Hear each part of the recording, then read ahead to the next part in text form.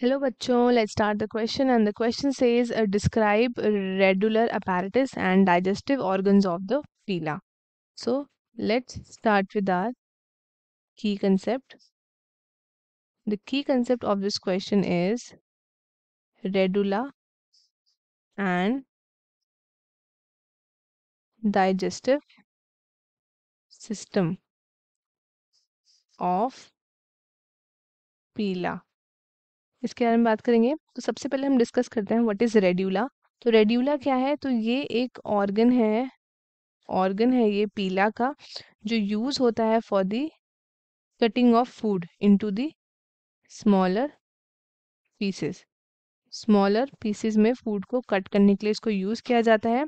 अब अगर हम और डिस्कशन में करें तो रेड्यूला है हमारा फ्लैट रिबन। ये एक फ्लैट रिबन जैसा दिखता है और ये आपका स्ट्रक्चर फाउंड होता है in the buccal cavity of Pila. Buccal cavity of Pila. Now अगर हम डिस्कशन करें about the digestive system Pila's digestive system, अगर हम डिस्कशन करें तो जो इसका डाइजेस्टिव सिस्टम है ये आपका कंप्राइज करता है किसका? It is comprise of the, सबसे पहला इसमें आता है हमारा एलिमेंट्री कैनाल आता है एंड आता है हमारे डाइजेस्टिव ग्लैंड्स। अगर हम बात करें अबाउट दी एलिमेंट्री कैनाल, तो जो एलिमेंट्री कैनाल है ये एक कॉइल्ड स्ट्रक्चर प्रेजेंट होता है इसके अंदर। It is a coiled structure जो स्टार्ट करता है कहाँ से? ये माउथ से शुरू होता है एंड एंड होता है हमारे एनस से। ये आपका डिवाइडेड होते हैं 3 रीजन्स के अंदर। तो 3 रीजन्स इसमें कौन कौन से होते हैं? तो सबसे पहला आता है इसका आपका फोरगट जो कि बना होता है बक्कल कैविटी ईसोफेगस से। फिर आता है मिड गट जो इंक्लूड करता है stomach and intestine. And then आता है हमारा हाइंड गट जो आपका कंप्राइज करता है ऑफ द रेक्टम।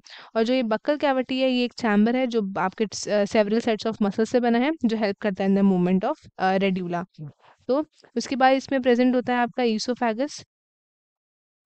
ईसोफेगस है। ये आपका लॉन्ग नैरो ट्यूब होता है जो एक्सटेंड करता है आपके बक्कल मास से एंड ओपन करता है स्टमक में।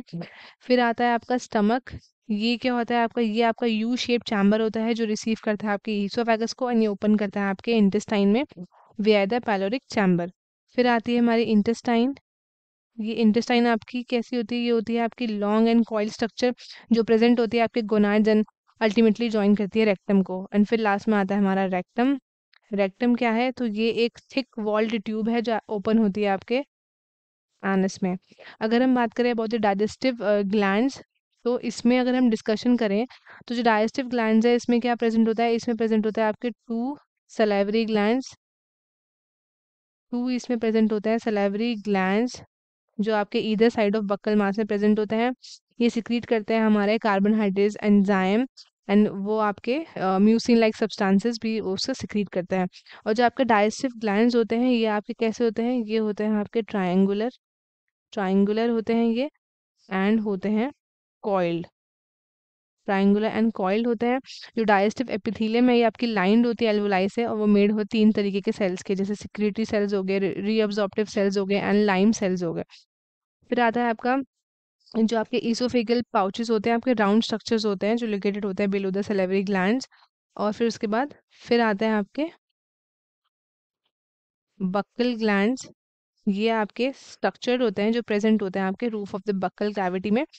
और फिर आते हैं आपके जो फंक्शन करते हैं एज दी एसेसरी, ये फंक्शन करते हैं आपके as a accessory digestive glands. तो ये था हमारे पास proper explanation of the radular apparatus and digestive organs of the Pila. तो स्टूडेंट्स आई होप आपको क्वेश्चन अच्छे से समझ में आया होगा। All the very best and thank you.